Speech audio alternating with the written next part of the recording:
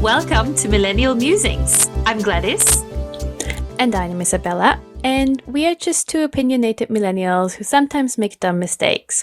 What we want to do here is to share our experiences and offer the advice we wish we had received.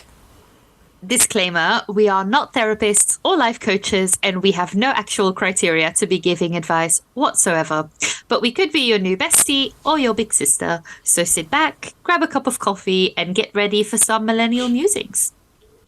In this podcast, we focus on different themes and we try to answer 3 to 4 questions within these themes, and each question being one episode. And today's episode is the third one of the dating theme.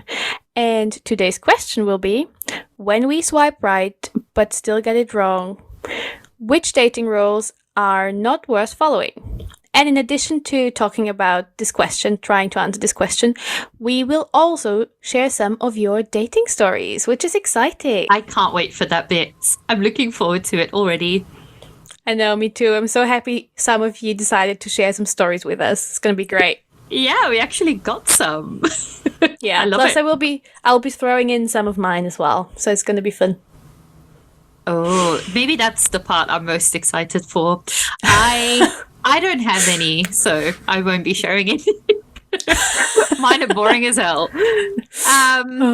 Well, we have quite a few updates to share, first of all, so I'll just do that and get that out of the way before we get started. So some I don't know, some housekeeping, you might say, some admin.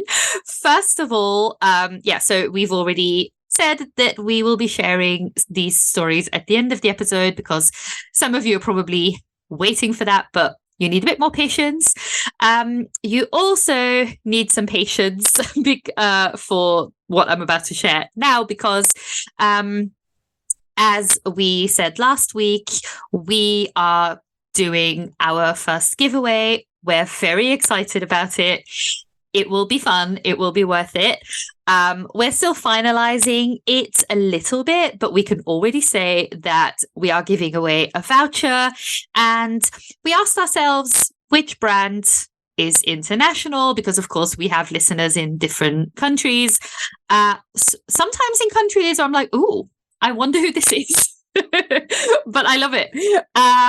And so we asked ourselves which brand is international and loved by many. And there were a couple of obvious choices. So we went with one that I think everyone will appreciate. So we will share everything on the 11th of October. So that's next week. You will see a post on Instagram, and then we'll also explain everything in the episode. So definitely keep your eyes peeled for that. Then also an exciting update. We're on TikTok. This is, Isabella had been telling me for a while that we should probably have a TikTok account. And so we did it. Unfortunately, can I say this? Yeah, why not? You can go follow us now. So the account is also called Millennial Musings. Unfortunately, I made a spelling mistake. I made a spelling mistake. The queen of grammar. The queen of grammar made a spelling mistake. The one who's driving everyone mad because I'm always correcting everyone's grammar. I made a spelling error, and apparently you can only change your username once a week. So I need to wait a full week before I can change it. But actually, by the time you guys hear this, I will already have corrected it. So yeah. So go follow us on TikTok as well. And then the last thing I want to share, but definitely I think the most exciting one, we are introducing a new series called Millennial Mess. This will be one episode between every theme. So about every 3 episodes, there will be an episode of Millennial Mess. In this series, we will be telling each other about things that we saw on the internet, including, but not limited to, Am I the Asshole stories, Reddit threads, or Reddit holes that we fell into and maybe some pop culture stuff here and there. So the first episode will actually be with you next week already because this is the last episode of our dating theme. So make sure you listen to that one. Yes, exactly. I think that's it. That's my update. Yes, but you have something to share as well, right? Because yes, it is October, so I know you can't wait for this. I cannot. The news just keep on coming. Because it is October, as Gladys just mentioned, and because October is my favorite month, and because October is spooky season, and because I have a big interest in everything spooky, haunted, and true crime, we decided to add a little extra to each episode that will come out this month. So I'm welcoming you all to the Spooky Corner.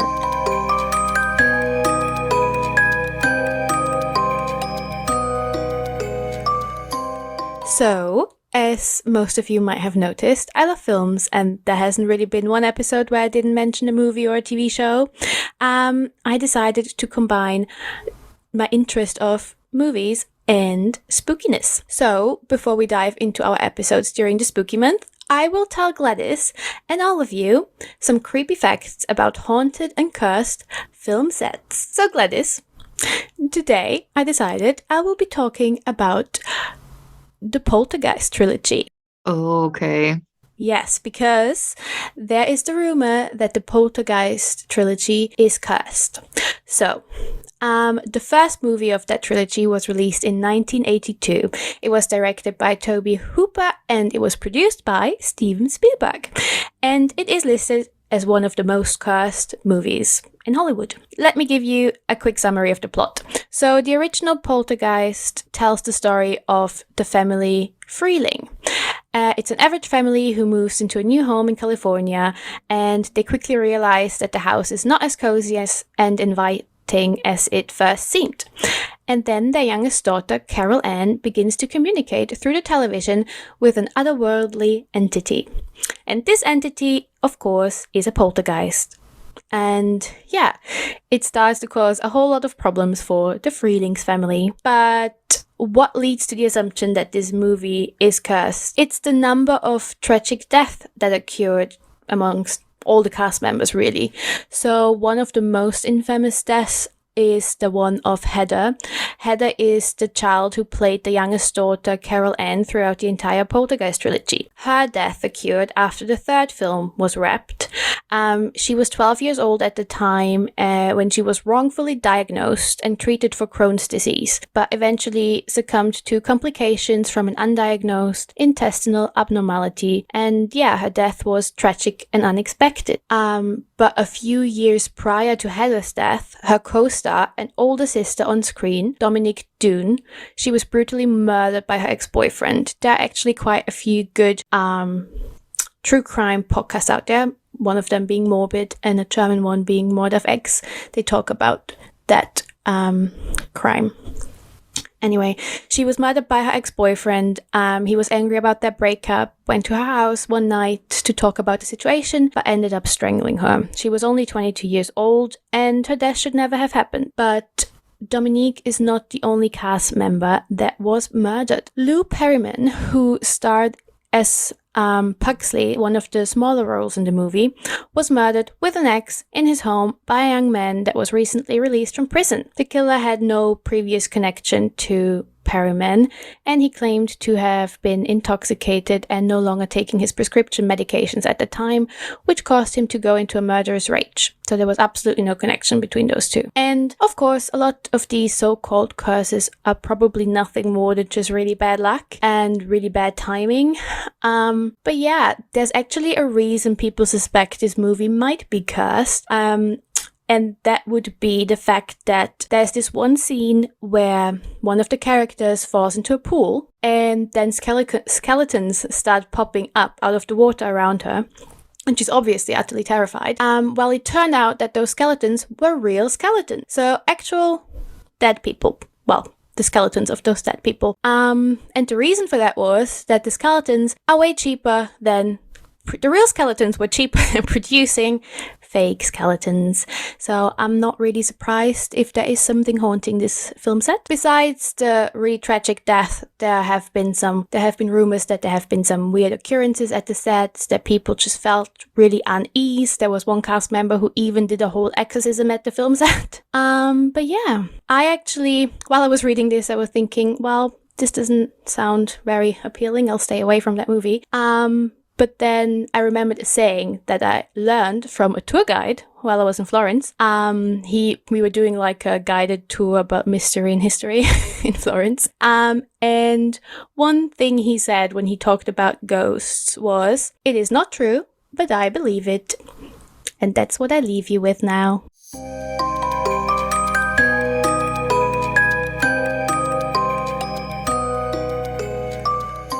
Oh my God. That is very intense. Well, the only thing I know about Paul, so I did watch the movies, I think. Yes, I did. And there was this one man, I don't know if it's in the first or the second one. There's this one man with a suit and a hat, and he has a smile that's like too big for his mouth. And this is the creepiest man. It's horrible. And actually, my grandmother had a brother who looked exactly like him, so he scared the shit out of me. It's okay, nobody liked him, I can say it. But yeah, that's literally the one thing I remember. And then also the girl being trapped in the TV and everything as well. But yeah, I'm actually considering watching the movie tonight because I've seen it once when I was a bit younger, and I only remember the girl who was communicating with that ghost in the TV sliding around the room, because I think the ghost was like, I don't know, pulling her around the room. My God. Yeah, that's the thing, because I always think being on these sets of these really creepy films, I'm always like, okay, of course it's not that creepy probably on set as it is watching it, because there's a crew and it's fine, and they probably make jokes and everything. But I don't know, still there's something about it, especially with children, where I'm like, I don't know how I would feel if they wanted to cast my child in one of these films. I don't know, it just makes me feel the type of way. I know, I keep thinking, imagine being the girl that plays like in The Ring, the woman coming out of the well or something. Oh my God, or like the girl coming out of the well. Yeah. Like, I would not want to look at my child anymore if my child is playing Samara. No, and there's just something, there's The Exorcist, I think the worst film I've ever seen, but also because I was too young probably, was The Exorcism of Emily Rose. And that actress, I can't look at her face anymore without thinking about these scenes. I know, I've recently, I told you about this, watched Evil Dead for the first time, a horror movie I promised myself to never watch, but then I did. And there's the main actress who gets possessed. She's in like I only knew her from like a sitcom. I don't remember how it's called. It wasn't that famous of a sitcom, but she played a really funny character, and now she was possessed. So I can't unsee that. There's this really horrible scene where she looks up. She's like trapped underneath the floor, but there's like a door in the floor. So she lifts it up and just looks out of it. She looks really, really creepy, and that scene is gonna live in my head forever, even though I don't want it there. Yeah. Anyway. Well, I like these spooky facts already, so thank you for that. You're welcome. I hope we didn't lose too many scared listeners right now. No, I guess it's fine. What we're about to discuss in this episode is a lot more scary, namely dating in the real world. It is a lot more scary. So I found this article in The Independent that says millennials spend 10 hours a week on dating apps. And on the one hand, that seems accurate to me, I think, when I think about the people in my life and the stories I hear and everything, and also well, not really my own experience, because I think I've never really spent that much time on dating apps. But I'm just, ever since I read that, I've just been thinking about, imagine spending 10 hours a week on these apps, and I mean, I assume that people do other things at the same time, so that you're maybe watching a show or something, and then you're just kind of mindlessly swiping at the same time or something. But that is so much time. And then add maybe if you go on, I don't know, what's a normal amount of dates people go on? Like 2 a week? I don't know. So that's like another, I don't know, including time to get ready and everything, another 8 hours or something. So let's say that people spend 18 hours or something a week dating. That's a part-time job.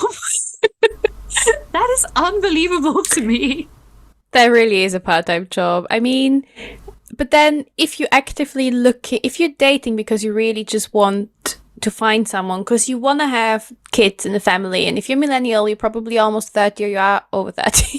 So you probably want to put the effort in, especially if you're a woman and you have a biological clock ticking. And I don't want to stress anyone out. I'm just saying why I understand that people would put a lot of effort in.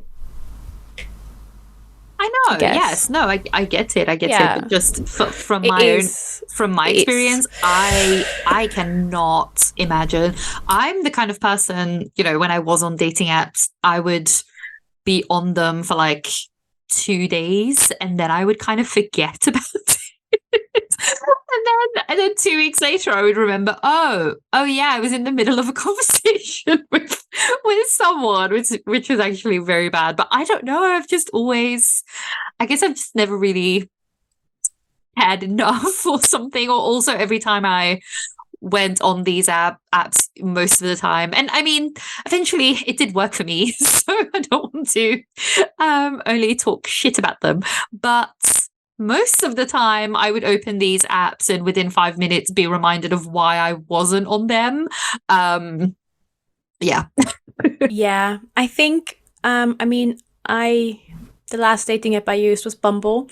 And on Bumble, you match with someone and then you only have like 24 hours to text them. And then after those 24 hours, the match just disappears if you haven't texted. Once you both message each other, the match stays on. But I think that just makes you really be on there because you don't want to miss out on that person you matched with. So that could be one reason why people are a lot on dating apps as well. Yeah, that's true. Yeah. I miss those deadlines all the time. I don't know. I sometimes didn't really get a notification that I matched with someone, and then the match was already gone, so I never really knew until I saw that it ran out of time, and there was just that pale image left. and that's just the thing. I mean, like I said, I 100% understand why people do it, and also, it worked for me, so I can't really say anything bad. I'd be like, why are people on these apps? Because I get why, and I also get that in this day and age, it is the number one way to meet people, because sometimes, me and my friends say, oh, I wish that I could just run into someone, or that I could just meet someone in a bookshop and our hands, we would both be reaching for the same book and there's only one copy left, and then we go for drinks and whatever. But if I'm honest, in real life, if somebody would have approached me in real life, I probably would have been like, who are you? Are you trying to kill me? Go away. So I 100% get why people do it. But then I also think, Jesus Christ, if you do that for a couple of years, that is so much time. Imagine spending that time. You could have perfected playing an instrument, learning a language or 3. Like, that is so much time people spend dating. But then I know people also genuinely enjoy it, which was never me. But people actually like going on dates and getting to know people. So I was one of them. Before I moved to the UK, I did go on. I just wanted to date. Like, I wasn't looking for anyone. I literally just wanted to meet people. So I actually did quite enjoy it. I would love to know how much time I spent on the apps, to be fair. But I was more like the person of, please, let's not date. Let's not just chat for 2 weeks. Because let's just meet. I just want to get to know you. If I don't like you, I know. I feel like over texting, there can be still a lot of things. You don't know how to interpret them until you really meet the person. So I just wanted to get that over with. I was yeah, I preferred meeting them. Yeah, pretty I get soon. that. I get that. And yet I'm the complete opposite. I understand this because you don't want to waste all that time texting someone and then you meet up with them and then it turns out that they're completely different. And yeah, I get this, but I also, just because, like I said, I don't really like going on dates that much, and I'll tell you in a couple of minutes why. But because I got so anxious about even the thought of dating, I would I never really took any initiative. I do have to say that. Not because there was anything of like any gendered thing, or that I thought the guy had to do it. Just because I don't know, just the thought of having to meet these people in real life just stressed me out. Yeah. So because yes, I definitely think that there's no point in texting, because after a while there's not much to say anymore, because then it's just like, hey, how are you? How was your day? Oh, I'm good. How was your day? But I also kind of feel like I kind of liked getting to know them that way for a while first. And you say 2 weeks. I think every time I did go on a date, well, it was after like 2 or 3 months, probably. Oh my God, you would have lost me already. I know. Most people probably, but that already makes a selection. because because I don't know, because there was this one date I went on, and we had been talking for weeks and weeks and weeks, and then we met up in real life, and it still was very different than when we texted. And it wasn't the best experience for me. So yes, there's definitely something to, let's just skip all of that and just go on a date immediately, so you know. But then also, of course, the sooner you go on dates, the higher the chances of having horrible experiences. And I was just so terrified of those that I was just like, no, I want to know first. I want to really have deep conversations with these people before I see them in real life. I don't know. Me and online dating, it's actually nothing short of a miracle that this worked out for me. I actually read about a new dating trend today when it comes to millennials. It is a new trend with a new term that I haven't heard before, and it is called nostalgia stanning. Not another dating related. It has actually nothing to do with like orbiting or breadcrumbing or ghosting. It's a way of dating. So nostalgia stanning is a dating trend whereby people evaluate their matches based on 2000s era dating habits and trends. So it's about, on the one hand, it's about sharing the same like interests and pop cultural reference points from that time period, be it music, movies, TV programs, whatever, probably mostly Friends. And then the other side is that it's not just about those pop cultural references, but also about the appreciation of the dating habits of the noughties. So there is a survey from the dating platform Plenty of Fish, and that revealed that 39% of millennial daters said they're still very much into talking over the phone while getting to know someone. And that seems like that the 2000s way of dating, which prioritizes in-person interaction and like phone calls and like the whole absence of technology, is on the rise, in combination with the appreciation for shared pop cultural interests from the era. So I was quite surprised to hear that, because I feel like millennials don't like to pick up the phone when they don't know who's calling. But maybe if you schedule a phone date, that works. At least it works for me. If I know we will have a phone call on Thursday at 8 p.m, I most likely will have that phone call with you, but I might also cancel just because I'm tired. But I also read in that article that that slowly started happening during COVID, when people couldn't really go on dates, so they decided to just have a Skype date or like a phone call. Oh yeah.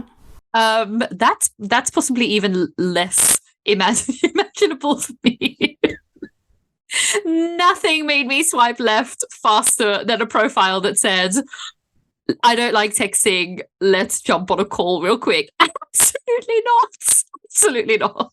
I don't know. I actually, there was this one person I don't even want to say dating because it's a horrendous story that I might or might not tell today. And we were on the phone quite a bit before we even met. Like, they just randomly called me and I was like, what the fuck? But then I picked up and it was actually quite nice. Until it wasn't. But, okay, yeah. You are telling that story today.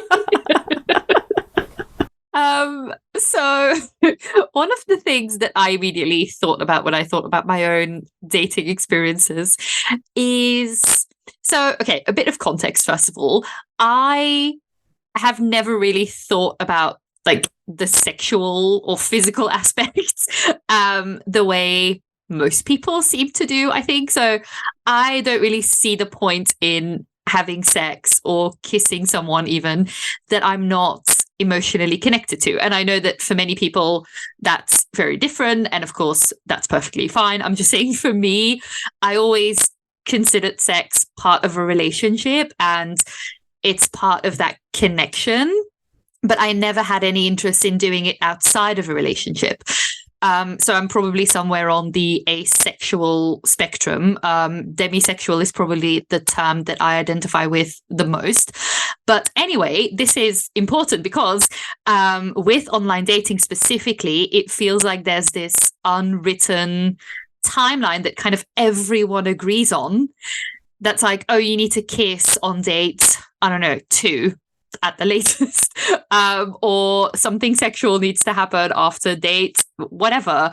And I heard all these stories from friends who were like, oh yeah, I've been on 3 dates with this person now, but we still haven't kissed. So clearly it's just platonic, or like clearly there's nothing there.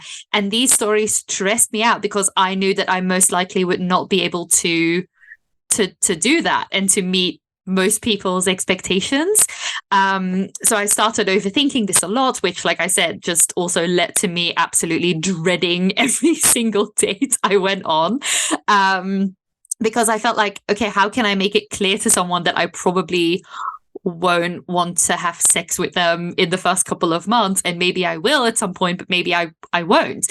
And I do have to say, Hinge, the dating app, has these options, so you can select just some basic information about yourself, if you want children, if you don't want children, if you're a smoker, whatever, but also sexuality and demisexual and asexual, and I think gray sexual, and all of these sexualities are actually options there. So I actually put demisexual just in my basic information, which I think is really, really good because it takes away so much of the stress around needing to have that conversation or feeling like you might at some point, but not really knowing when this will come up, or when a person will just go in for a kiss and you might not feel like you might not want to.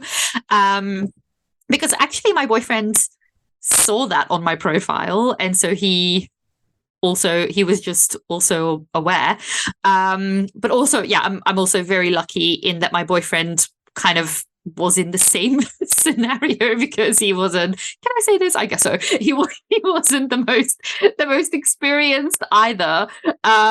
So yeah, we just took it really slow, and we do have sex now, and I really like it. But yeah, that was a massive thing for me. A massive thing. I don't know why I'm laughing. The thing is, my mom is listening. I just want to mention one thing. Mom, you're listening to this? Okay. But we will not be having any conversation about any of the things we talk about in this episode in private. Okay. You can continue, Gladys. The versions of us on this podcast are not the same as us in real life. No, we are. Not the same not with as I am with my family. Yeah. Well, no, that's everything I wanted to say on that, I think. Just this this timeline. And I think even people who are not in my situation might feel that way as well, that there seem to be so many unwritten rules that just everyone has agreed on. And if you feel like that's not you, or that's not really how you operate, then that can really cause a lot of stress, I think. So yeah. I actually, when so I can say one thing, I went on a lot of dates in Vienna, but nothing actually happened with most of them. And there was one date where I saw that guy one time, really, and it was fine. We talked, we had a drink for like an hour or two, and then I left. And then he sent me a text message saying, oh, it was really nice. If we could see each other again, he would be really happy to do that. And he really likes the fact that I'm taking it slow. That I'm taking it slow? Like, exactly. What does he mean? We've met for the first time. We haven't, like I said, I do not do a lot of texting. We haven't texted much. What does he mean? I'm taking it slow. We all know what he meant. Well, I didn't see him again. I can tell you that much.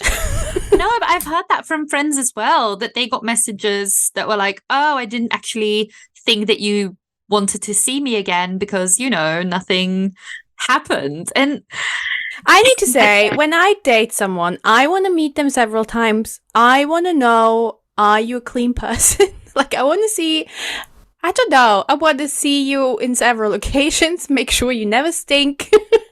And you just, I don't know, just averagely hygienic, but that might just be me. I don't know, you just want to get to know someone first before you do stuff. Yeah, I would definitely. And if you don't, you do you. You do you, boo. Yeah, I just mean from my perspective. Yes, but I just don't think that it should be such a thing that everyone feels like they have to, or that there's something wrong with them if they don't, or that they need to give an explanation. I don't know. It's just weird. But online dating is weird in general. It's so weird. And like I said in a previous episode, I hate that it worked out for me. I hate that I'm one of the statistics. Well, don't hate it. It's nice. Yeah, I know. Another thing that I thought about was with online dating, obviously, you form an opinion on someone based on like a couple of pictures and maybe a quote or two. And I think that for many people, that leads to this idea of like, oh, okay, I need to see that one profile that just blows me away, kind of like a coup de foudre, but then on the screen or something. And I've definitely... A what? Sorry, coup de foudre what? Yes, I speak some French. Kind of just like a love at first sight kind of thing. Just something that immediately just blows your socks off and you're just like, wow, this is it.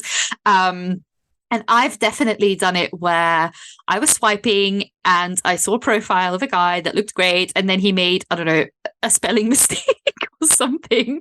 And it just immediately put me off.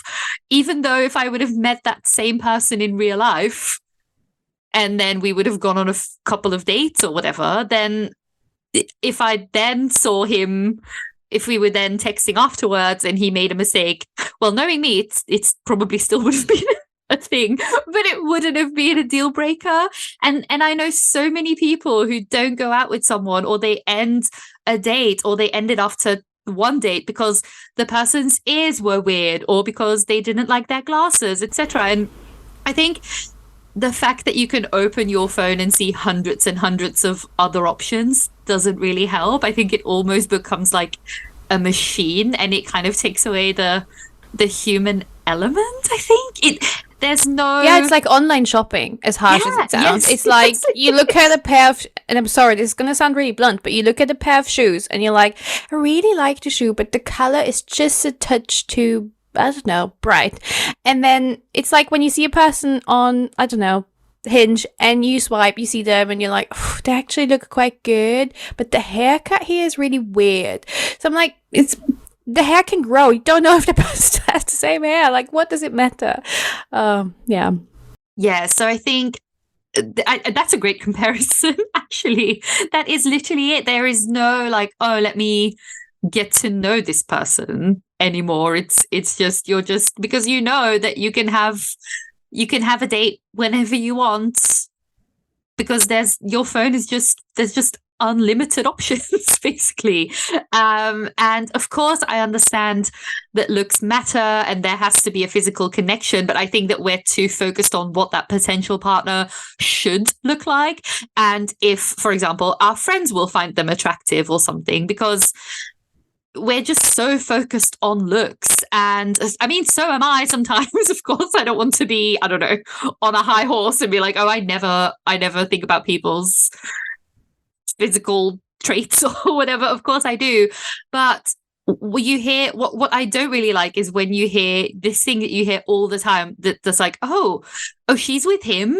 Oh, but he's not that attractive. And there's always he's this punching. Yeah. Oh, I hate that term. Can we please stop? There's always this idea that one of them is the reacher and one of them is the settler, when maybe he's an incredible guy and she doesn't treat him very well. So why are we so focused on physical appearance, which at the end of the day does not matter? Because if you're someone who's looking for something long term, you will grow old and wrinkly and smelly together. So I mean, and again, I get that there has to be a physical connection. Really, I do. And there was a physical connection with Kyron and I.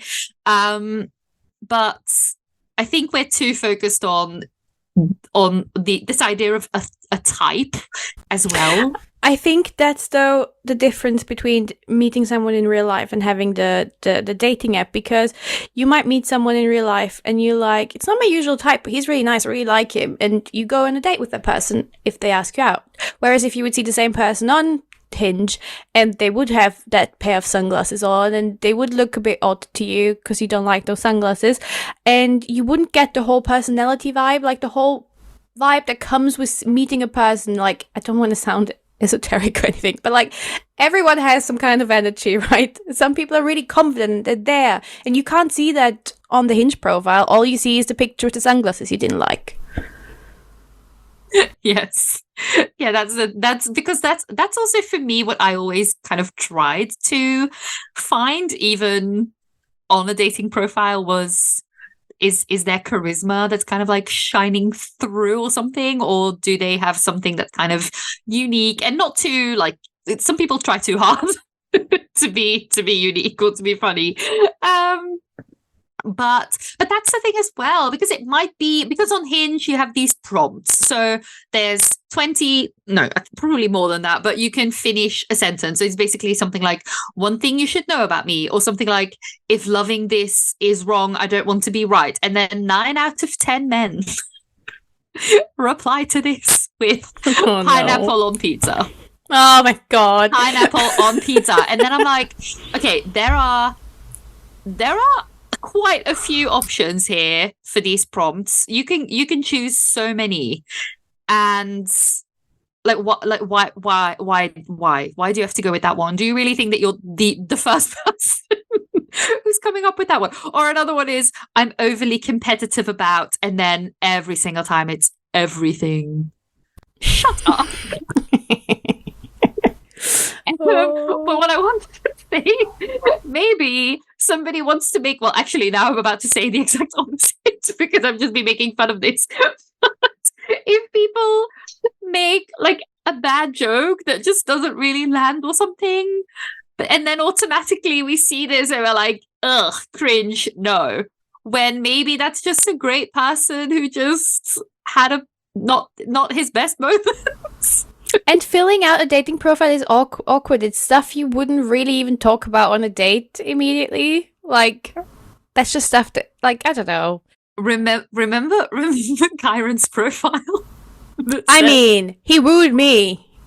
So the prompt was something like, my bucket, something I want to do in life, or like my bucket list item or something.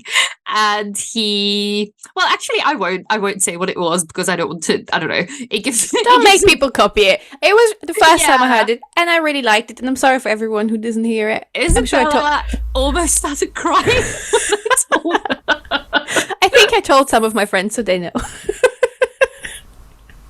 It was great though. It was so sweet. Yeah. Anyway. Um, But actually, I also recently made a very big, well, not really discovery, just something that I always kind of thought, like never really thought about and always just assumed.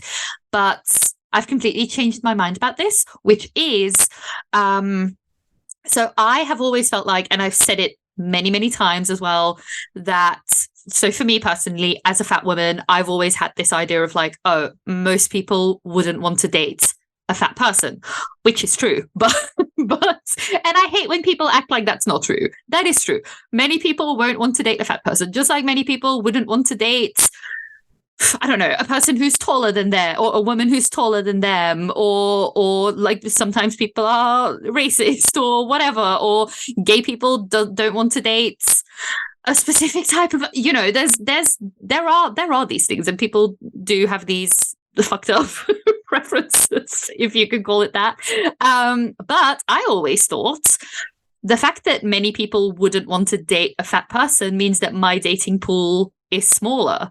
But I've actually realized that's not necessarily true, because if I was thin tomorrow, I still wouldn't want to date a fat phobic person or someone who wouldn't want to date a fat person. So the only difference between me now as a fat person and the hypothetical thin version of me is that I immediately know who's fat phobic and who isn't. Whereas the thin me, yes, would get more matches, but not necessarily more potential relationships, if that makes sense. No, that makes a lot of sense. I agree.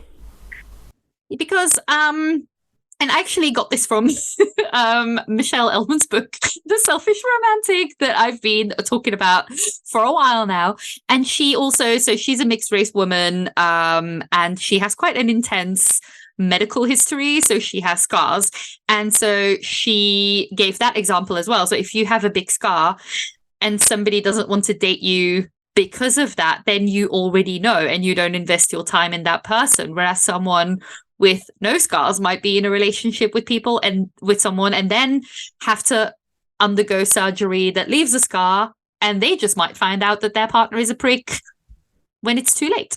Or, well, it's never too late, but when they're already in that relationship. Yeah.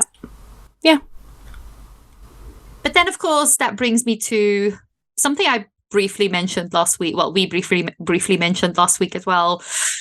And you said it perfectly when you said the list needs to change of like people that, like, qualities that we want in a person. And for me, it's very much like the person has to be a feminist, has to be an LGBTQIA plus ally or queer, can't be racist, all of these things. And those are actually just fundamental things for me now. And those things are also deal breakers. So actually, yeah, it's like I just said, that puts me in a position where if I was a thin woman, I would probably still end up with the same people because I would just want decent people as well. 100%.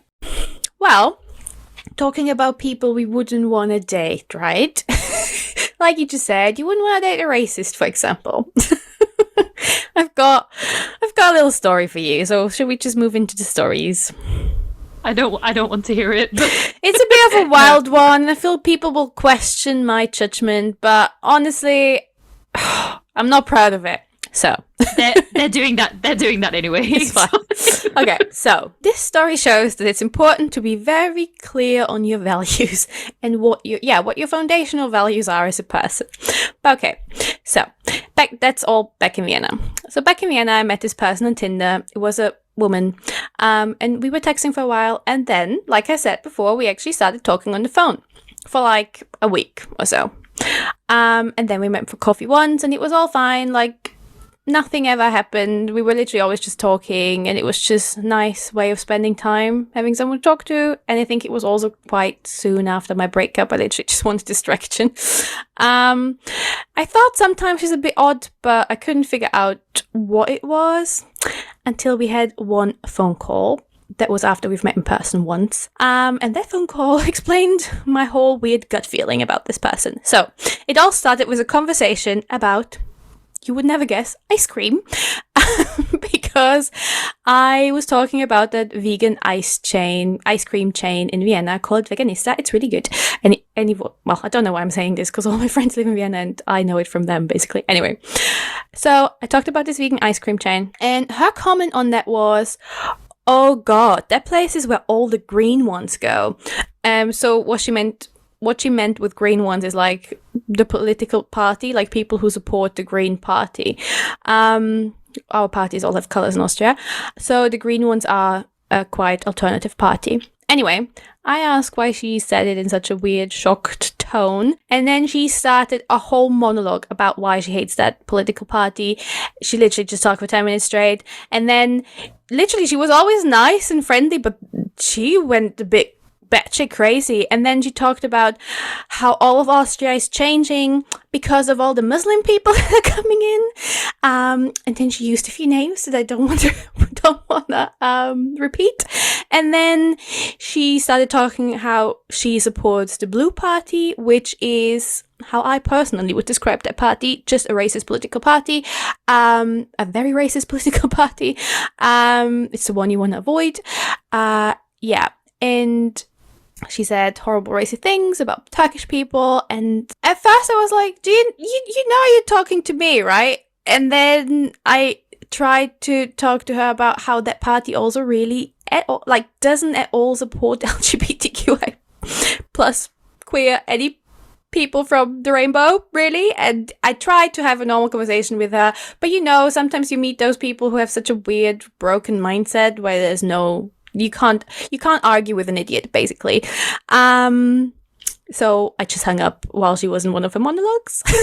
And you hung up? I hung up. Okay. I was just like, oh my God, no, goodbye. I hung up. And then I didn't even say goodbye. I just hung up and was sitting on my bed like, what the fuck just happened? I blocked her number. I actually ghosted her. This was the one and only time I ghosted a person. And I think it's quite, this could be a am I the asshole here, because I don't think I am. So I blocked. You are not. No, so I blocked her number. Why would people... It's getting better. Okay. Well, not better. But I blocked her number, and then my first thought was, I am a bit worried. Like, she doesn't know where I live at all. I never mentioned that. But her favorite tattoo studios, quite a few tattoos, was literally opposite my house. Like, my house was on the other side of the street. I can see the tattoo studio from when I leave my house. I was like, I hope I never run into that woman. And then over the past month, she literally called me 3 times with a private blocked number. So I just picked up because I didn't know who was calling. Well, I stopped picking up after a while, and she was just so angry because I ghosted her, and she was mental. Honestly, that was mental. Oh my God. That is okay. But why would people judge you for this? I think you did the right thing. You just immediately were like, judged no. that I couldn't smell that bullshit coming. But you can't always. I do have to say, always. I was kind of, in my naivety, I was like, why would a queer person have a mind like this? In a way, that was just what I was thinking. But obviously, that is possible. But in my mind, it just wasn't something that goes together. Yeah, it shouldn't, I guess, logically, but yeah. But I mean, girl, honestly, when I was, I don't know, in my late teens, very early 20s, like around the age of 20, I think, there was this guy I liked. I talked about him before, the one who would not talk to me for days and then show up at 3 at my apartment. He was, I always knew, I have to be honest here, I always knew he wasn't like left, like his mentality and his political beliefs. But I was 18, 19, and I mean, he was nice to my queer friends. He was nice about like when we had conversations and everything. So I kind of knew it, but I actively ignored it. Can't really make any excuses for that. I did that, and I think most of us have done that at some point. Basically, then a lot of stuff happened. I was done with him. I told him what I thought about him in an Irish pub, which remains to this day one of my best moments ever. And he so afterwards, when we weren't in touch anymore, I saw he had well, actually towards the end of like us knowing each other, but me already kind of being done with him, he joined a political party, but like the youth, kind of like a youth group or whatever. And then later, because I didn't really know anything about it, later I found out that it was literally just the Nazi party, or like the most extreme right political party that we have. But if anything, I would say the like youth version was worse. Yeah. So, and then I heard stories about how they were basically Nazis. and Well, I guess you dodged a bullet there. Oh my god, did I just? And yeah, so like I said, as much as I'm passionate about this today, and as much as I'm like, this is something that is just unacceptable. Yeah, 10 years ago, I made the same mistake. So yeah. Yeah, I mean, I feel like I need to ease the mood a little after this, because I just feel very cringe. I mean, not that this story makes me feel less cringe, but at least it's cute and funny. So I'm just going to get into one, and then you can tell it some of yours maybe. Okay. Okay, so this isn't actually a dating story, but it's something I'm okay with sharing because it's kind of funny. It's like a weird movie moment, I would say. So I wasn't dating this person at all. Like, there was never anything happening. But I had a crush on that guy, and we were working together in Vienna in like a clothing store. Okay, so when you were working in this clothing store, you were working either in the morning or in the afternoon. And that day I worked in the morning, and he came in for his afternoon shift. So it was normal for us to like hug each other. We were hugging, the colleagues just were hugging hello and goodbye. That was all normal. Like, everyone did it, all good. So after I finished my last task, I went into the break room, because that's where I stored all my stuff, and I was going in there to get ready to go home. It was a very small room, like very small room. There like was one chair in there and some coat hangers, and that was it. So that guy that I had a crush on was in there as well. And if two people were standing in there, you stand very, very close to one another, because the room is so small. Anyway, all of a sudden, we had like a quick conversation, but not much. And we already said hello to each other when he came into the store, before we even went into the break room. So while we were talking, he all of a sudden opened his arms up really wide. And he was like standing in front of me like this. I know people can't see it, but like he was just, you know, how someone stretches his arms apart when they want to hug you.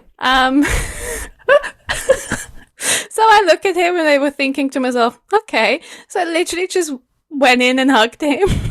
But then I realized his arms aren't closing. And he was really awkwardly silent. And when I looked up, he was literally just grabbing he was putting his coat up the coat hanger. So that was the reason his arms were stretched. And I literally, once I realized is I was horrified. I just ran out of, I basically said, oh, okay, bye. And I left. And it was really horrible. And I still get really hot and sweaty when I tell this story, because I really don't get embarrassed quickly. But that one, wow. I can see why. I can see why. Oh, I'm crying. There's also like I've had it where like I think I see someone like a friend, and then I'm so excited that well, it happened a couple of times when I was younger. I wouldn't do that anymore now. Where I thought I saw a friend, but it was just their back. And I ran towards them, like screaming because I was so excited, like, oh my God. And then they turned around and it was someone very different. But at least you don't have to see that person anymore. And I feel like this story, there is absolutely no way you can even pretend that it was something else. It was just very weird. We never talked about it. I actually tried not to talk to him anymore after this in general. I love it. Oh, God. Well, Yeah, my boyfriend also told me a story, nothing that happened to him, but he worked in a cinema at some point, and so he was at the till, and a guy and a girl came to the till to pay for their food and drinks, and it was clear that they were on like a first or second date, but that, you know, there was that like awkwardness and everything. And the girl grabbed a large popcorn and they got ready to pay, and the guy said something along the lines of like, "Are you sure you want to do that?" And yeah. No, Yes. you don't tell me how much I eat. I would have left that very minute. So that, to me, when he told me that, I did a little exercise with myself, and I realized, okay, well, I asked myself, okay, how would I react if this happened to me today, and how would I have reacted 10 years ago? And I was very proud to realize that the answers were very different. 10 years ago, I wouldn't have said anything.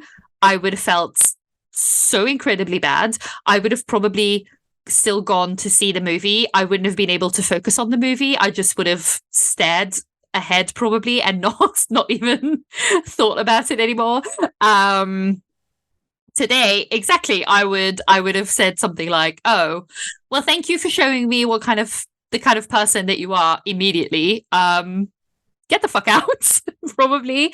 But my boyfriend actually had a big discussion about this with some of his middle-aged married male colleagues because they didn't see the problem, and so it turned into this whole discussion around, "Oh, but what's wrong with that?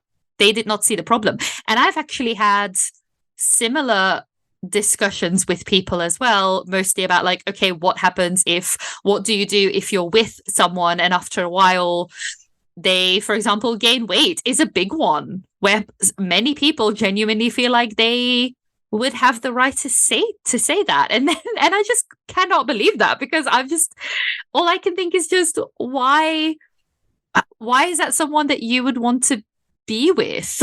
And I also kind of think that whether it's weight or literally anything else, I feel like it is, of course, a very superficial way, but also kind of an immature way of looking at relationships, I think, because and also I had a friend back in the day who told me that her boyfriend had like seen pictures of her when she was a little bit bigger, and he had told her, "Oh yeah, I wouldn't have been attracted to you if I would have met you at that size." And it's like, then if you're with someone like that, what do you think is going to happen to your relationship if, I don't know, you have children and your body changes, or if you get health issues, or all the things that are unsexy in society's eyes? Then they will probably just run. Is that really the person that you want to be with? I don't know. It's just, I think it's a very unrealistic thing to look at relationships in that way. Like, oh, I meet you now and I'm attracted to you now, but you need to keep looking like this because otherwise I'm not okay with that. Yeah. No, I mean, that's exactly what we mean with the list, right? The list needs to change, that you, in the sense of you find someone who is just simply not a dickhead. Yes. And then, the last thing I kind of wanted to mention before we get into the stories that we got sent in is I read this quote by Bell Hooks, and she says that the youth of today are chasing fantasy love instead of building solid, sustainable relationships. So she said, the mass media, particularly movies and magazines, tell us that everyone wants love, but that we remain totally confused about the practice of love in everyday life. In popular culture, love is always the stuff of fantasy. And we have discussed it before, of course. Yes, that's true. And usually there's the happy end that a couple gets, and they get married or whatever, and then it kind of stops and you don't really see life after that, or their everyday boring life. But I also think that for maybe even especially for our generation, I think because we're a generation where maybe even the first generation where, for example, it was more normalized or more socially acceptable for our parents to get a divorce, for example. So I think many of us come from broken homes. And of course, not that staying in a relationship or staying in a marriage is better if you're not happy, but you know what I mean? Like, we're the first generation, I think, where a lot of us have parents who are divorced. And I think it's very contradictory what we see, because in the media, love is very romanticized, but then in real life, people very often see the opposite. And I, for example, if I look at my own life, I can confidently say that growing up, I did not see one single relationship that looked healthy to me. Even from a young age, I realized that those relationships were not healthy, or I wouldn't want them. But then, you turn on the telly or you read a book and you see all these perfect relationships. And it is very confusing. Yeah, it really is. It reminds me of the YouTuber or like content creator Melanie Murphy. She recently just posted a reel how she was watching The Notebook and then thought back to when she was younger, how she was watching The Notebook and always wanted exactly that relationship and like that love and passion. But then if you actually look at the relationship, it's like so much drama. Like they constantly fight, like real fights. And then they don't see each other for a few years and then they go back together and all of that up and down and back and forth, like we talked about in our first episode about dating, actually. Also, he literally forces her into going on a date with him by climbing on that Ferris wheel and then like kind of hanging. Yeah. And then he gets rid of one hand and he's only holding himself up with one hand. Yeah.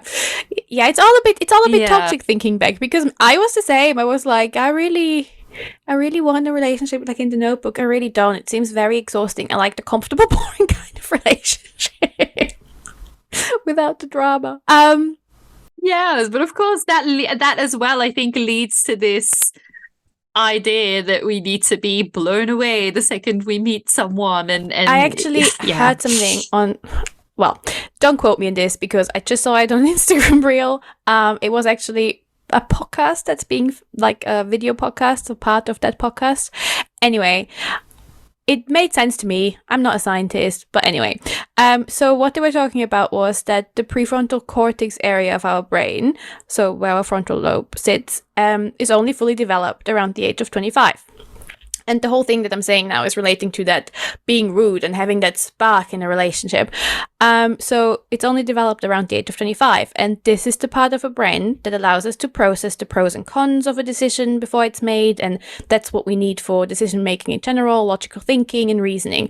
So the theory that I heard in that reel was, because this area is only fully developed at 25, it could be that we think more emotionally before that age. So when we date before 25, the reasoning and all the logic in our brain is more emotionally driven, so everything feels more intense, which could be that's what we associate with that spark. Whereas when we date after the age of 25, or like now in our late 20s and 30s, we sometimes wonder, I really like the person, I love the person, but I don't know where that massive spark is. Like you hear people saying, I wasn't that date, but there wasn't really a big spark. Like, what is that spark? Because I don't know, maybe it's just missing for some people, because now we actually look at things in a more logical and rational way, and we actually look at what are your values, what are your foundational values, and that's why the spark is not immediately there after the first date, because you actually don't know the person that much yet.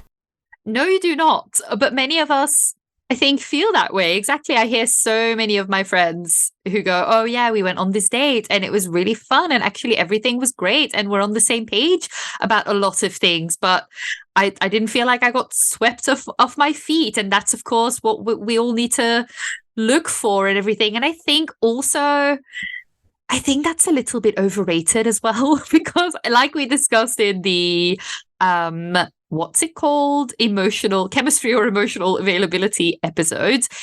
I think those two are often very connected. Like that feeling of, oh my God, this is so passionate, is often just because there's just a lot back of and forth, a lot of hot and cold. And yeah, I think as you get older, compatibility and actually just having someone who is your best friend and someone who you are on the same page with just becomes a lot more important, and you just value that a lot more. Yeah, I agree. And I also think if you meet someone and you think that chemistry and spark isn't there, it might not be there yet because you haven't seen all of them yet. Like, that comes, and all the butterflies and whatever, that comes, but you might need to get to know the person more because you just work differently at this point in your life. Gladys. Yes. Do you want to tell us some stories that you've got sent?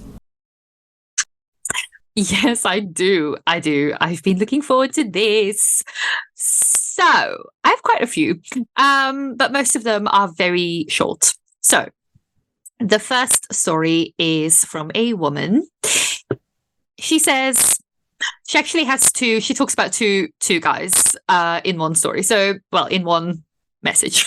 So it says, first of all, there was the guy who took me to a jewelry store on our first date and told me that I could choose whatever I wanted. Yeah, we'll discuss. What? We'll discuss later. Yes, I know. Then she says another guy I was in a relationship with would let his mum call me every time we had an argument. She would call me and go, "What did you do? Why is he upset?" He was 30 years old. He also didn't want to visit me on Erasmus, which is like an exchange program in Europe, because then he wouldn't be able to watch the football on Sunday. Longest 3 months of my life. Why was she with this guy?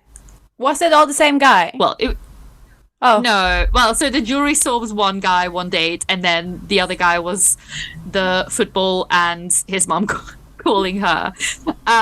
It was only 3 months, so I guess she saw the light at some point. But first of all, the jewelry store. Of course, well, I hope we can all agree that this is creepy as hell. Who does that? Why do you think that's a good idea, to take someone to a jewelry shop on the first date? It depends where you meet the person. If you meet them on sugarbabes.com, that's what I expect. Oh, yeah, then that's expected, of course. Of course. But I feel like if you meet someone via, Hinge, Bumble, whatever, I would be freaked out. But I need some more information here. What did you do? Did you choose something? Did you say yes? Did you choose the best thing in the store, I hope? Yeah. Did you go to Tiffany's? Where did you go? Oh, God. And then the other guy who let his mum... Well, I don't know if he let his mum call or if she just called. No, you need to set boundaries. Even if it's fine. You can talk to your mum about your relationship, I guess. Like, some people do it with friends, some people might do it with their parents. Okay, but the parent does not get involved in the relationship. This is such a big no-no. This is a massive no-no. Yeah, I think it's good that they ended it after 3 months. And can I just say, about the football, this is a big trigger for me. Because we have a lot of discussion in our flat who gets the TV when the football's on. I hate the football. I'm sorry for every British person listening to me, but it's a big trigger. So, sorry, you can't visit your girlfriend for the football? Goodbye. Sorry, not for the football, because of the football. Yeah. Actually, I don't hate football. I hate British. I hate English fans. I mean, that's can't deny that.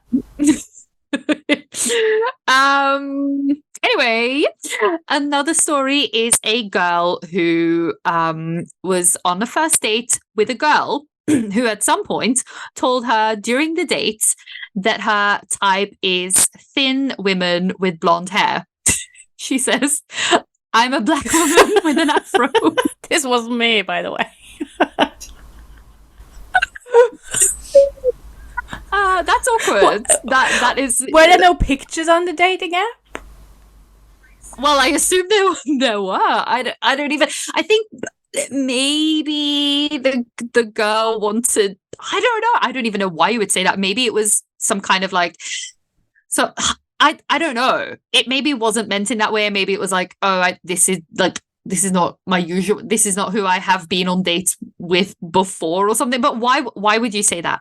There's literally no reason why you need to bring that up on a date to your date. That's so weird. Did they see each other again? No. Well, understandably. And then She also says another first date, started sobbing because she wasn't over her ex.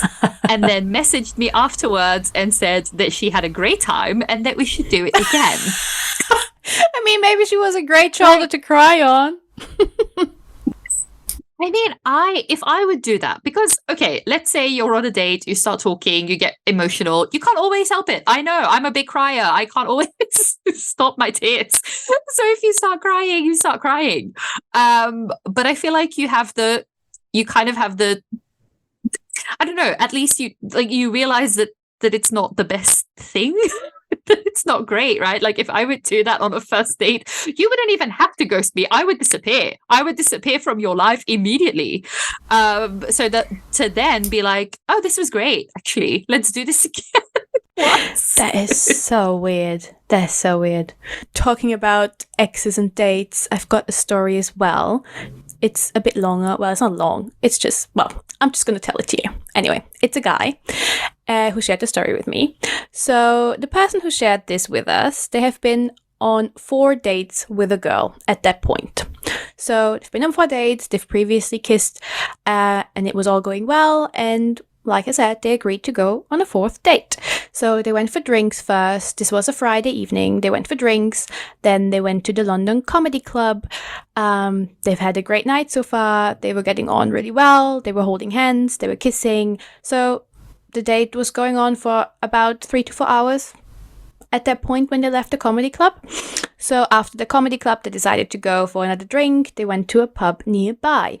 They sat down, they got a drink, and that was about 11 p.m. And then, all of a sudden, she just goes, I don't think I can do this. I actually saw my ex-boyfriend last week, and I still have lots of feelings for him.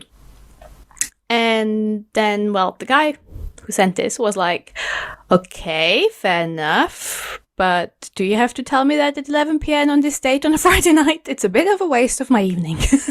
But then he also said, okay, no worries. All the best. And then, as he said, he quite sassily and a bit drunk walked out of the pub. So he was going down the street and all of a sudden he felt his phone vibrating.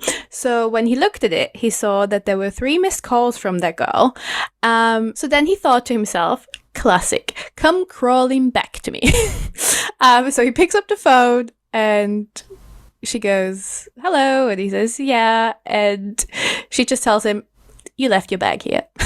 So he has left his work bag at the pub. So he had to turn around, go back, get the bag. And as he got there, she was there giving him the bag, belittling him a little bit with a hug and saying goodbye.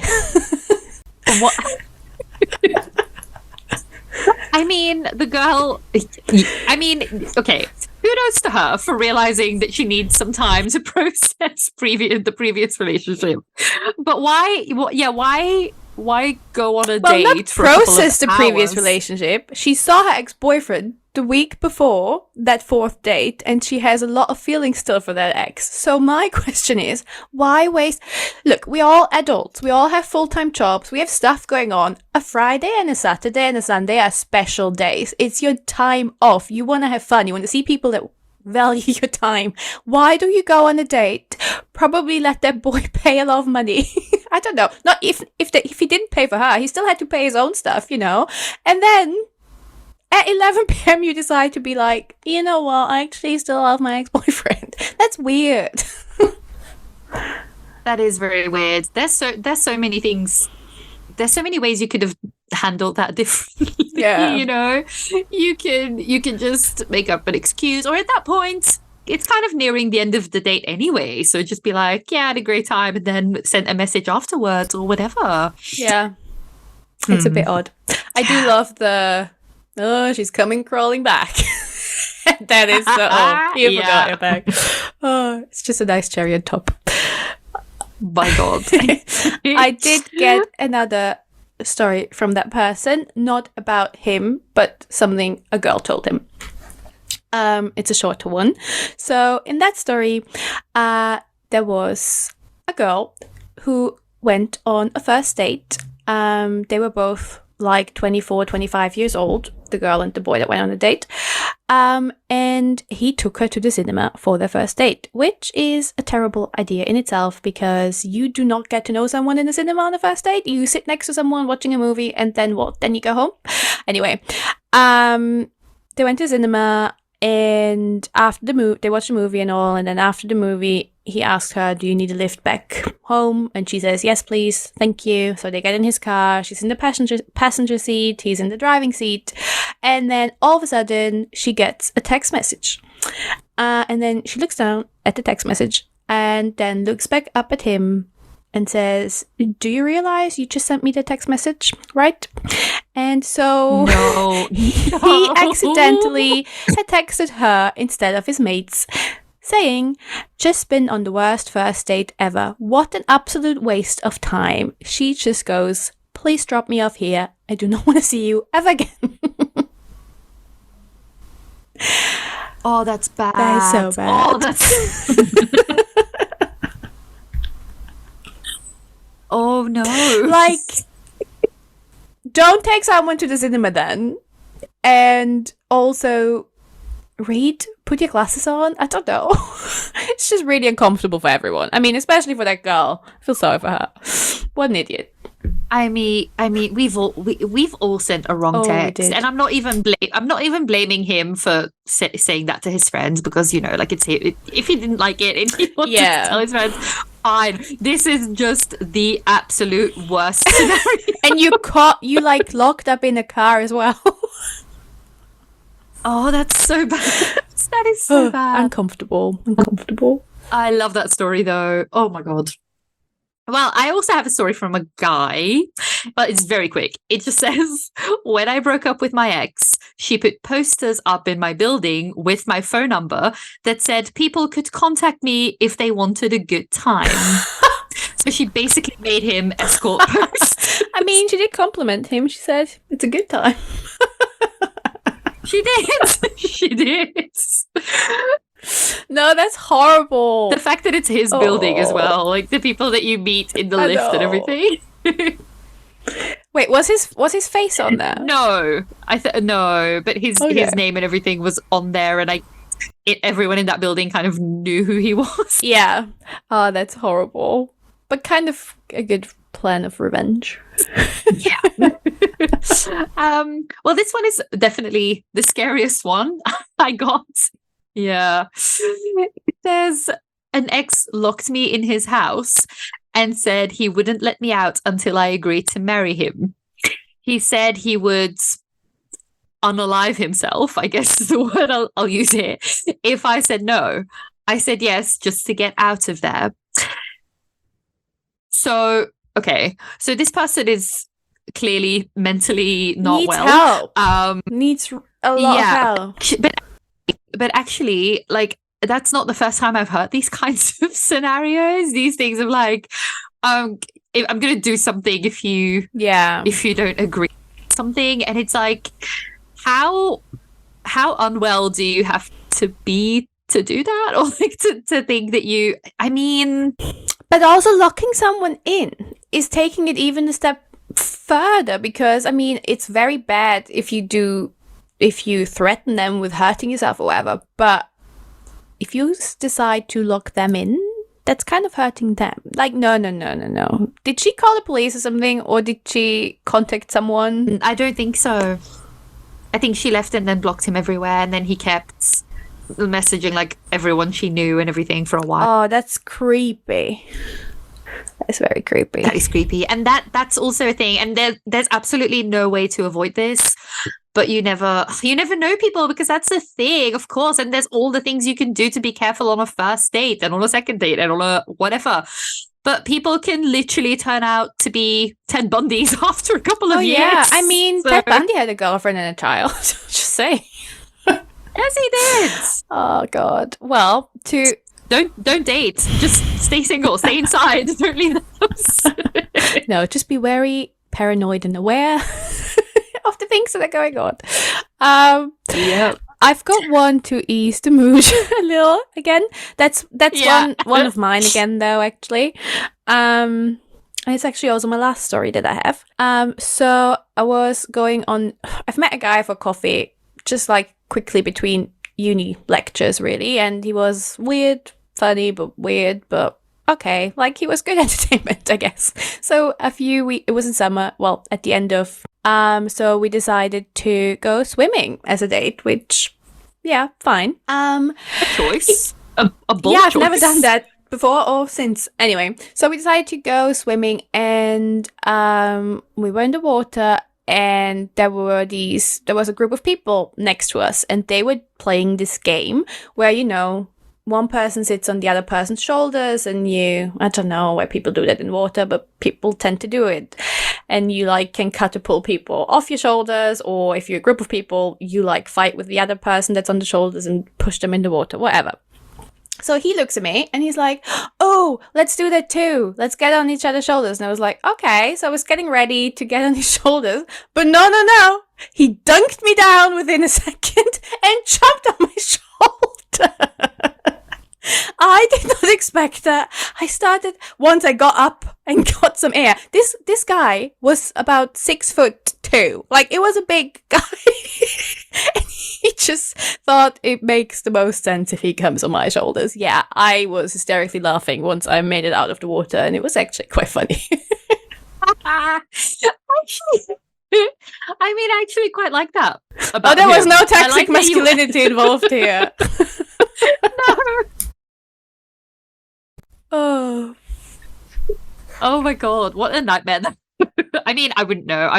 For obvious reasons, I've never sat on someone's shoulders. Also, this is maybe a hot take, but I would like to know your opinion on this. People sitting on people's shoulders during concerts. I think it's so incredibly rude to the people. There's people behind you. Why are you doing this? I haven't seen it much on concerts I've been to recently, which also haven't been many. The most I've seen it was on festivals. I've seen it once. I've done it once. I've seen it several times. I've only done it once. I was on the shoulders of my cousin during a Macklemore concert on the festival, and it actually was quite fun, but it was also equally terrifying, and I did not enjoy it that much. So I don't really have an opinion about it, though, really. If I'm behind you, I will have an opinion because I can't see, so I guess my opinion is don't do it. Yeah, I just don't think it. Yeah, no, I just don't think it's something. Just don't think it's a very decent thing to do. But okay, people will have different opinions on this. That's fine. But yeah, I did do it as a child, and it terrified me. I was scared. So I never did it again. I also have. This is definitely my favorite story, also because I was kind of there when it happened. So, but I'll tell it I don't know, I'm reading this for the first time. So this is a woman who says, I was dating a woman who was quite a bit older than me. It was relatively short and casual, or at least I thought so. On the second date, I casually mentioned that I liked nuts. Nuts? Nuts, okay. Yes. I think she said something like she likes a specific trail mix or something. She said something like, oh yeah, I like that mix from that store, whatever. The next time I went over to her house, she gave me a massive bag that contained different smaller bags of nuts in boxes, and different trail mixes. Not supermarket nuts either. I'm talking at least £300 worth of nuts. The nuts lasted longer than the relationship. And I can confirm this because I got sent the footage of said nuts, and it was honestly imagine the big plastic shopping bags that you go to the supermarket with, that just filled with also exactly expensive, not like nuts from Lidl, expensive nuts. Nuts are expensive in any store. Nuts are expensive. Yeah, but yes, but especially when you go to a specialty store or something. This was a couple of £100 worth of nuts. Yes. Did she keep them? Yeah, she did keep them. She was still yeah. She's still eating them. Yeah. Yes. I think she is. Oh, I love that. And then I have one more that kind of makes me hate humanity a little bit. Let's end on a bad note. That's perfect. A nice one, a short, nice one. But first, this is actually a man as well. And I'm actually happy that we have a couple of stories from men as well. So this says, I was at a party and I had missed the last train home. So a woman who was also at the party told me I could stay at her place, but that nothing crazy would happen. Remember this. Remember this. We met another woman, which we will call Little Black Dress Woman, because I assume she was wearing a little black dress. Little Black Dress Woman asked if she could also stay at the woman's house. So the three of us went home in a taxi where Little Black Dress Woman started touching herself. Yeah. I thought that only happened in porn, but apparently that's a thing. So that's a new fear of mine that is now unlocked every time I share an Uber with people. I don't share Ubers. Yeah, well, with people I know, I do, not with strangers.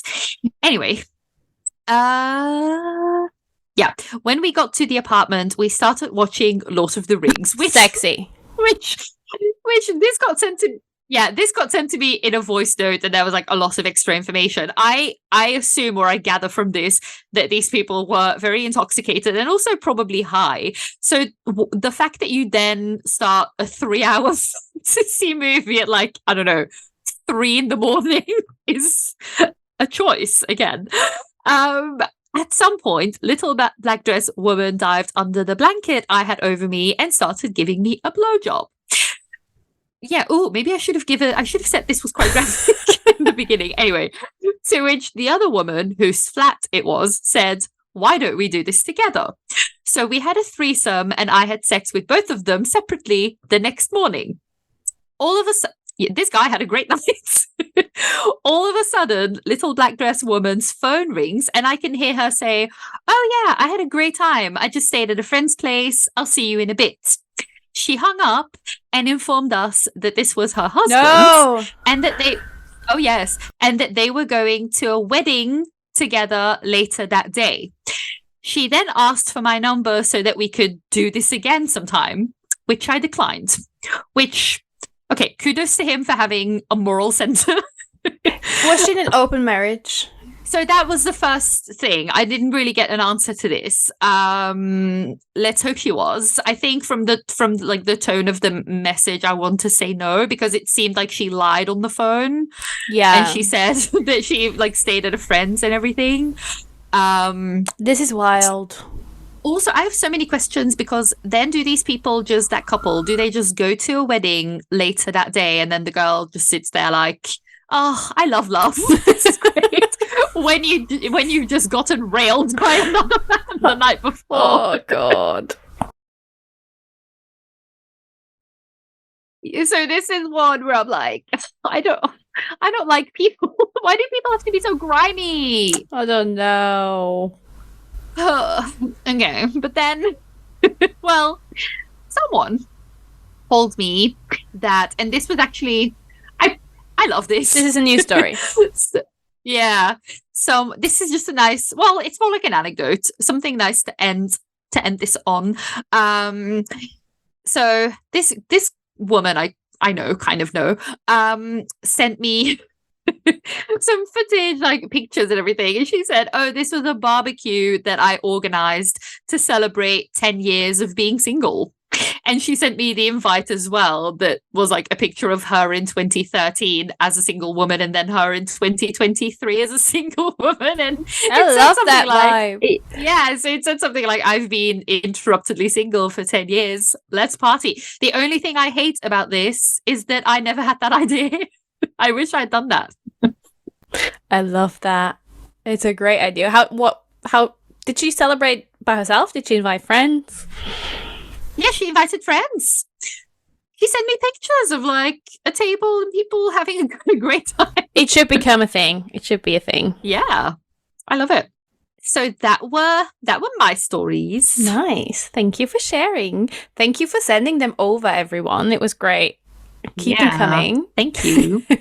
Yes.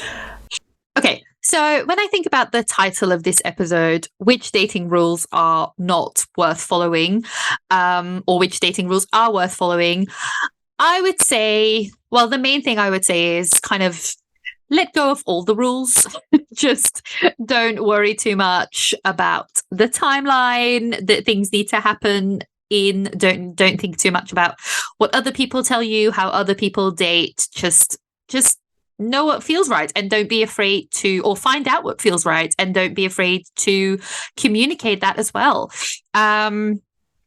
I think some things to keep in mind though are first of all, and we have discussed this in another episode as well, but I would say think about what you want out of dating. If, for example, if you're in the best place to date, if you're looking for something long term, or if maybe you're dating because you're kind of looking for validation, and then maybe why that is or something. I think that's always kind of good to keep in mind, like what kind of headspace that you are in. Then also, we've discussed this in the episode, let go of what your type is. I think you can definitely use a type as a guideline, but not really as a rule, I think. So yeah, I wouldn't necessarily, I don't know, end dates or end like an early relationship or something because that person doesn't 100% match your idea of what your partner should look like. Then also a big one that we've also discussed is, and I would call this the stop dating the they don't mean it that way people. Of course, that's a really good one. Yeah, so I think, like we said as well, have a list of deal breakers and also stick to those. Of course, people can have unpopular opinions. They can have opinions that you don't agree with. But I would say a good rule of thumb is if you feel like you would have to warn your friends or kind of make excuses for them and make apologies for them and be like, oh yeah, if, when you meet them, they might say something, but they're actually not that bad. But just, like if you feel like you have to do that regularly, maybe they're just a bigot. So that's definitely something, like I said, from my own experience that I have also learned to look out for. Then also, this is just a very basic one, but one that keeps coming back every time is talk on a date, but don't talk too much. And I've heard, actually, a very brief story of mine. So I've been on 3 first dates in my life. The second one, which is over 3 years ago, was with this guy. And actually, it was fine. We texted, like I said, for a good minute. It was fine. But then we met up in real life. And I think it was maybe because he was also very nervous or something, but he did not ask me one single thing, and he basically talked about himself for the entirety of the date. And the date was long because we went for a big walk, then we went for drinks, then we went for another big walk, and then we were on the tube together for 40 minutes. So he didn't really ask me anything about myself. But then I've also heard the opposite, not personally had, but I've heard the opposite, where people go on dates with people who just give one-worded answers, which must be hell on earth. Imagine being on a date with someone and being like, do you have siblings? Yes. Do you like living in London? No. It must be horrible. And I've also heard that people do this, and then afterwards, even actually one of my friends went on a date with this guy who did that, so he didn't say anything and he just had the most deadpan face. And at some point she even said, if you're not having a good time, if you're not enjoying yourself, you can go. And he said, no, I'm having a good time. And then afterwards he messaged her and also said that he had a great time and that they should do this again, which I just think, I mean, and of course I can understand that you're maybe socially awkward, or dating is very awkward and for many people just very nerve-wracking and everything. But I think if you decide to go on dates, then just even if you pay attention to those 2 things, just ask the other person questions and talk a little bit yourself as well. And then also the last thing I think I would like to say, and this, I could have done with this tip, is don't overthink it, because dates are weird, and especially online dates. It's just weird. It's awkward. It's a little bit cringe. and you're both going to say stupid things during the date. I mean, my boyfriend on our second date, we went for a really, really nice walk along the canal, and it was very cute. And we walked past this hospital, and he and he told me, "Oh, this is where I was born." And I was like, "Okay, that so far it was an okay anecdote." And then out of nowhere, he said, "Actually, my mum had C-sections for both my sister and I." And just the second he said it, his face, you could just see that he immediately was like, "Why on earth did I say this?" And I thought it was just the sweetest thing ever, because it's just one of those things that you just say to fill the silence or something. That's really cute. That is cute. It was so random, but I thought it was sweet. So yeah, that was my advice. Thank you. Is there anything you would like to add? No, I think you've summarized it really well. Yeah. Okay. Well, thank you for the advice, Gladys.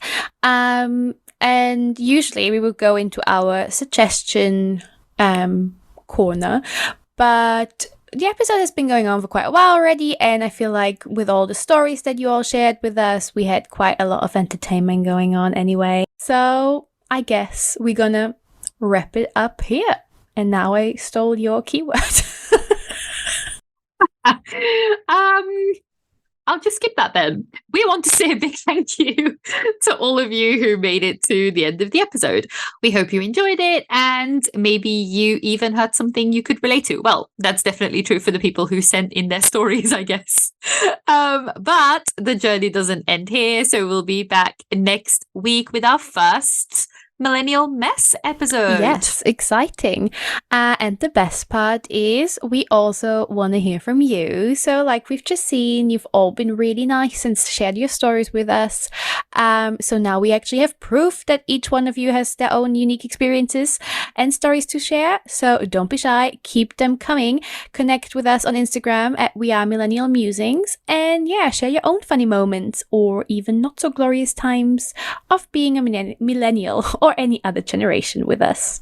Yeah, so until next week, stay curious and keep those stories coming. Bye.